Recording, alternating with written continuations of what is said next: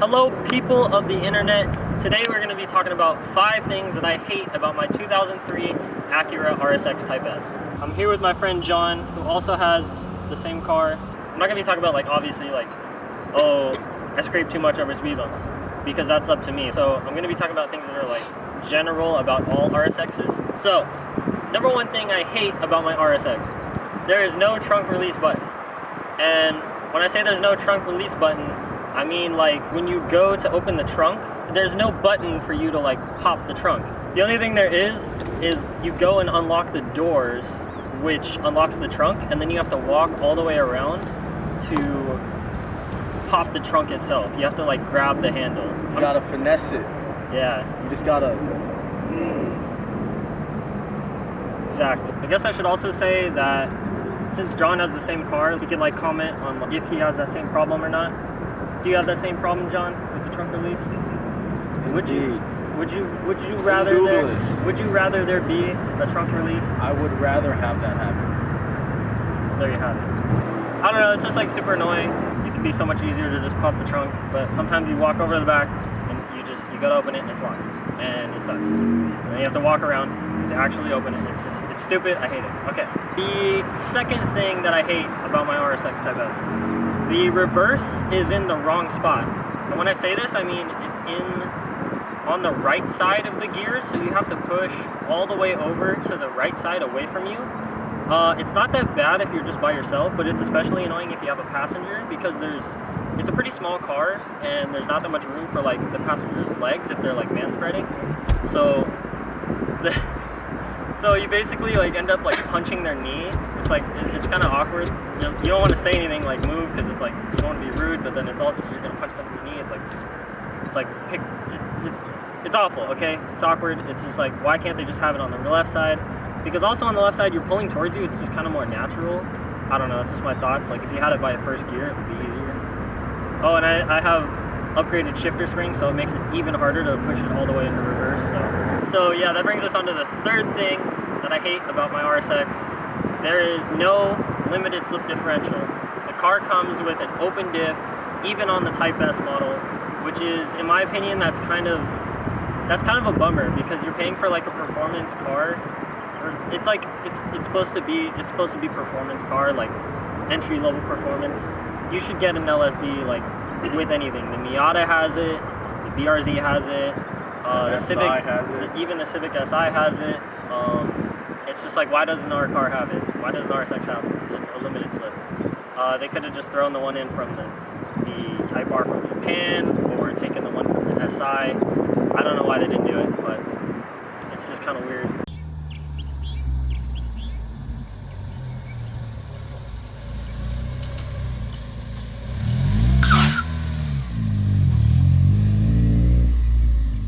So sometimes that drive wheel is off the ground and it's just spinning, or you do a burnout. It's kind of annoying. So that just is kind of, it's a thing that I wish I had in the car. Okay. Number 4. Every single RSX either has or is going to have a 3rd gear grind. I don't know why it's only 3rd gear. My car has the grind. His car has the grind.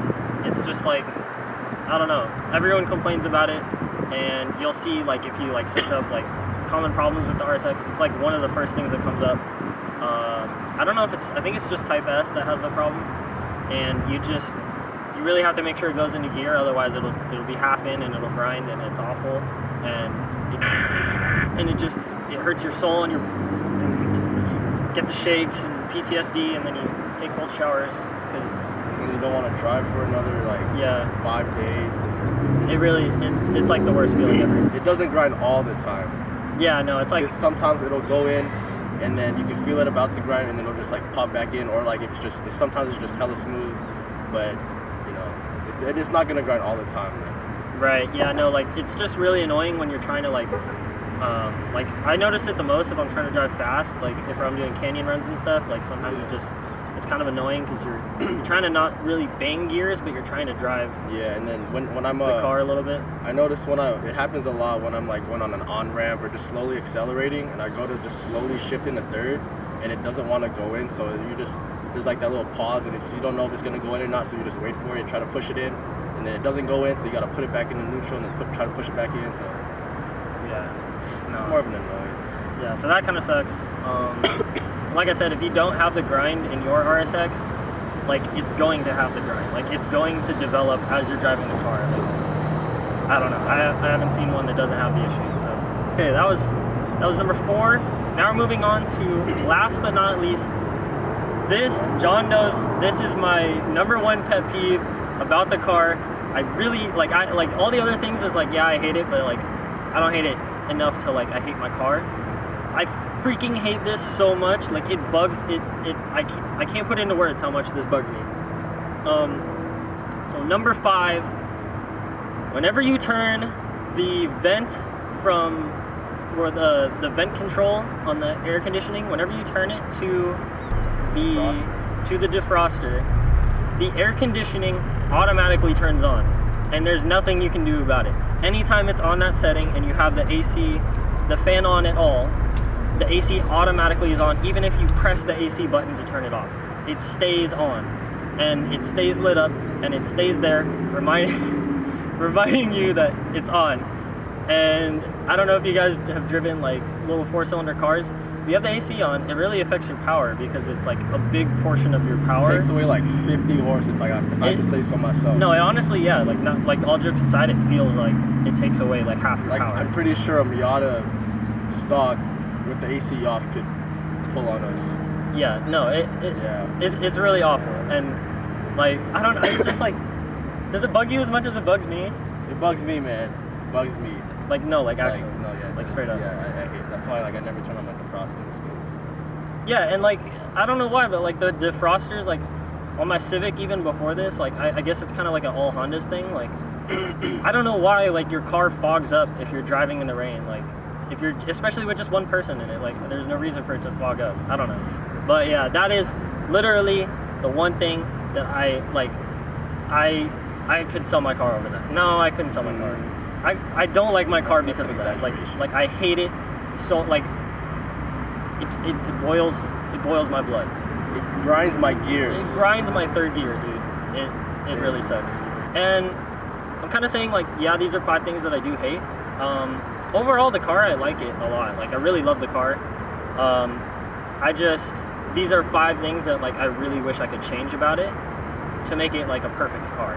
Because I already think like it's one of the best cars. Like I chose the car for a reason. It's one of the best cars like for the price point. Like they're at the right age where they're not super expensive anymore, and it's really a great first car, second car, a really fun performance enthusiast car. It's all around just a great car, especially for modding. Like it's got a huge like aftermarket. It's pretty awesome. But those are the 5 things that I just cannot stand about my car every time I drive it. So number 6, bonus thing. Honorable mention number 1. Honorable mention number 1. So one thing that I like, I probably wouldn't sell the car over this, but it would probably make me not want to buy it. But I bought this because it's a fun car. Yeah. So what I hate about my car the most is the interior. I don't know what Acura was thinking when they made the beige interior for this color, for the white one. I think it's the red one too. I'm not too sure.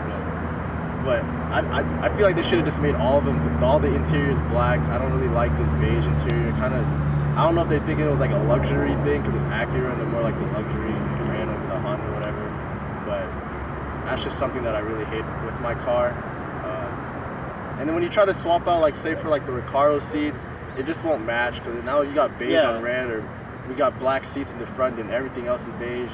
So it's like, I don't know. It's just something that like bothers me a lot. But I mean, it doesn't bother me, but it's just something that I want to change, but it's just too much work to change because you got to swap out the whole interior. It's just, should have just made it black. I think that wraps things up. I think it was 5 things, 6, 7. Depends on how long the video is. That I hate about my RSX Type S. It applies to all RSX Type S's. It's not just things that I did to my RSX. Any RSX is going to be the same. Maybe if you're looking to buy an RSX, this video will help you to make that decision. And if you did, make sure to drop a like down below. So comment anything that we missed down below. And make sure to subscribe if you want to see more videos like this, because I post weekly. As always, I'll catch you guys in the next one. Peace out.